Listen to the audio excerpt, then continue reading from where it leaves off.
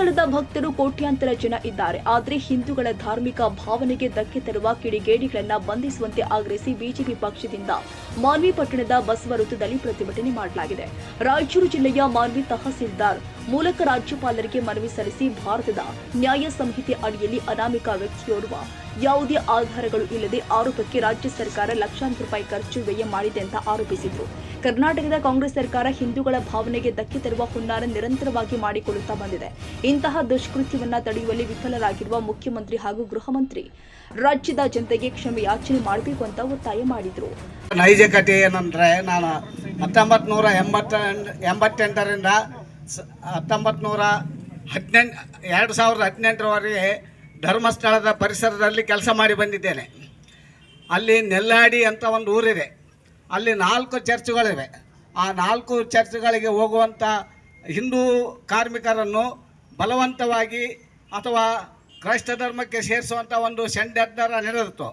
ಈ ಒಂದು ವಿಷಯವನ್ನು ಧರ್ಮಾಧಿಕಾರಿಗಳಾದ ಕಾವಂದರಾದಂಥ ಶ್ರೀ ವೀರೇಂದ್ರ ಹೆಗ್ಗಡಿ ಅವರು ಅರಿತುಕೊಂಡು ಸಾಮೂಹಿಕ ಮದುವೆಗಳನ್ನು ಮಾಡುತ್ತಾ ಹಿಂದೂ ಧರ್ಮವನ್ನು ಎತ್ತಿ ಹಿಡಿಯುವುದಕ್ಕಾಗಿ, ಹಿಂದೂ ಧರ್ಮದ ಜಾಗೃತಿಗಾಗಿ ಅವರು ಶ್ರಮಿಸತೊಡಗಿದರು.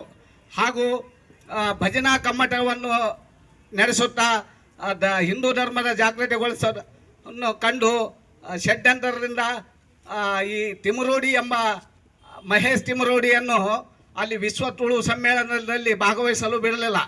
ಈ ಒಂದು ಕಾರಣಕ್ಕಾಗಿ ಆ ಸೇಡಿನ ಅಂಗವಾಗಿ ಸೌಜನ್ಯಳ ಒಂದು ಪ್ರಕರಣವನ್ನು ಹಿಡಿದು ಧರ್ಮಾಧಿಕಾರಿಗಳ ವಿರುದ್ಧ ತಿರುಗಿ ಬಿದ್ದು ಧರ್ಮಸ್ಥಳದ ಹೆಸರು ಕೆಡಿಸಲು ಪ್ರಾರಂಭವಾಯಿತು. ಇದಕ್ಕಾಗಿ ನಾವೆಲ್ಲರೂ ಈಗ ಜಾಗೃತರಾಗಿ ಧರ್ಮವನ್ನು ರಕ್ಷಿಸಬೇಕಾಗಿದೆ ಎಂದು ಹೇಳುತ್ತಾ ನನ್ನ ಮಾತುಗಳನ್ನು ಮುಗಿಸುತ್ತೇನೆ. ಭಾರತೀಯ ಜನತಾ ಪಾರ್ಟಿ ಮಾನ್ವಿ ಮತ್ತು ಸಿರುವಾರ್ ಮಂಡಲದ ವತಿಯಿಂದ ಮಾನ್ವಿ ನಗರದಲ್ಲಿ ಬೃಹತ್ ಪ್ರತಿಭಟನೆ ಹಮ್ಮಿಕೊಂಡು ಇವತ್ತು ರಾಜ್ಯ ಸರ್ಕಾರಕ್ಕೆ ಒಂದು ಒತ್ತಾಯ ಮಾಡಲಾಯಿತು. ಏನಂದರೆ, ದಾರಿ ಹಿಡಿದು ಹೋಗೋರೆಲ್ಲ ಆರೋಪ ಮಾಡ್ಕೊಂತ ಹೋದರೆ ಎಷ್ಟು ಎಸ್ಐಟ್ ರಚನೆ ಮಾಡ್ತಾರೆ ನೀವು? ಧರ್ಮಸ್ಥಳ ಯಾವುದೇ ಒಂದು ಯಾವುದೇ ಒಂದು ಧಾರ್ಮಿಕ ಭಾವನೆಗಳಿಗೆ ಧಕ್ಕೆ ತರೋಂಥ ಕೆಲಸ ಯಾರಾಗಲಿ ಮಾಡಬಾರ್ದು.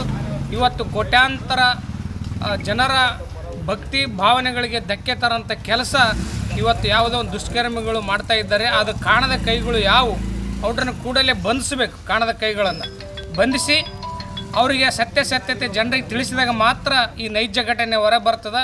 ಇದು ಧರ್ಮಸ್ಥಳ ಇರ್ಬೋದು, ಇನ್ನು ಯಾವುದೇ ಧರ್ಮಗಳ ಗುಡಿ ಗುಂಡಾರ ಚರ್ಚ್ಗಳು ಯಾವುದೇ ಇರಲಿ, ಇಂಥ ಅವಿವೇಕಿಗಳ ಮಾತು ಕೇಳಿ ಸರ್ಕಾರ ಎಸ್ಐಟ್ ರಚನೆ ಮಾಡಿ ಅವರ ಧಾರ್ಮಿಕ ನಂಬಿಕೆಗಳಿಗೆ ಭಾವನೆಗೆ ಧಕ್ಕೆ ತರ ಕೆಲಸ ಮಾಡಬಾರ್ದಂತೇಳಿ ಈ ಸಂದರ್ಭದಲ್ಲಿ ಒತ್ತಾಯಿಸಿ ಪ್ರತಿಭಟನೆ ಮಾಡಿ ಮನವಿ ಪತ್ರ ಸಲ್ಲಿಸಿದ್ದೇವೆ ರಾಜ್ಯಪಾಲರಿಗೆ. ಮತ್ತು ಕೇಂದ್ರ ಸರ್ಕಾರ ಇದರಿಂದ ಯಾವುದೇ ದುಷ್ಟ ಕೈಗಳಿದ್ರೂ NIA ಮುಖಾಂತರ ತನಿಖೆಗೆ ಒಳಪಡಿಸಿ ಶಿಕ್ಷೆ ಕೊಡಬೇಕಂತ ಈ ಸಂದರ್ಭದಲ್ಲಿ ನಾವು ಒತ್ತಾಯಿಸಿದ್ದೇವೆ.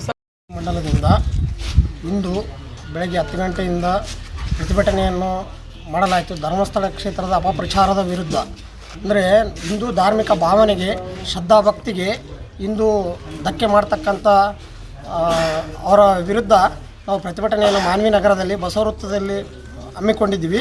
ಮತ್ತು ಅಲ್ಲಿಂದ ಪಾದಯಾತ್ರೆಯ ಮೂಲಕ ತೆರಳಿ ತಹಶೀಲ್ದಾರರ ಮುಖಾಂತರ ರಾಜ್ಯಪಾಲರಿಗೆ ಮನವಿ ಪತ್ರವನ್ನು ಸಲ್ಲಿಸಿದ್ವಿ. ಅಂದರೆ ಇವತ್ತಿನ ದಿನ ಹಿಂದೂ ಧಾರ್ಮಿಕ ಶ್ರದ್ಧಾ ಕೇಂದ್ರಗಳಿಗೆ, ಧಾರ್ಮಿಕ ಭಾವನೆಗಳಿಗೆ ಭಾಳಷ್ಟು ತೊಂದರೆಯನ್ನು ಕೊಡ್ತಾ ಇದ್ದಾರೆ.